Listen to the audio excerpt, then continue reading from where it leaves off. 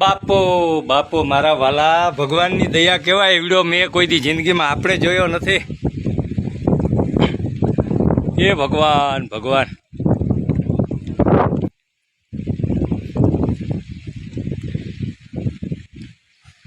એક 1000 મણ ઘઉં પલરી ગયા,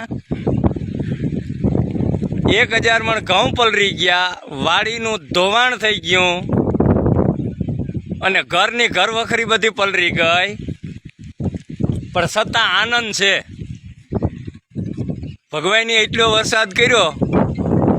કાલની ને પરમથી હું સુરત ગયો, ક્યાંય વરસાદ નમરે, વાવણા નથી ત્યાં, અને અહીંયા એ લીલા લહેર આવા મેં તો આવી દયા ભગવાનની ખરેખર.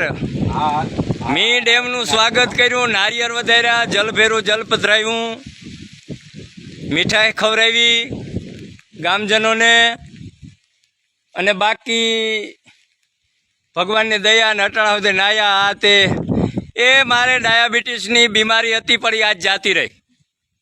એનું કારણ છે આનંદને હિસાબે જાતી રહી. આવો આનંદ ક્યાંથી?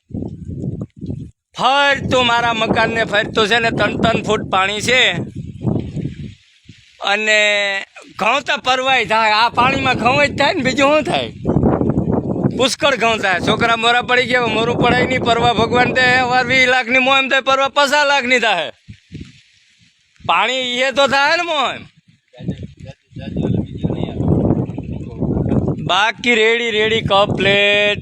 જય દ્વારકાધીશ, જય હિતડા માતાજી, જય હુરાપુરા દાદા, જય કુળદેવી મા જગદંબા, જય આવડાય, જય આવડ, જય હો, જય દ્વારકાધીશ.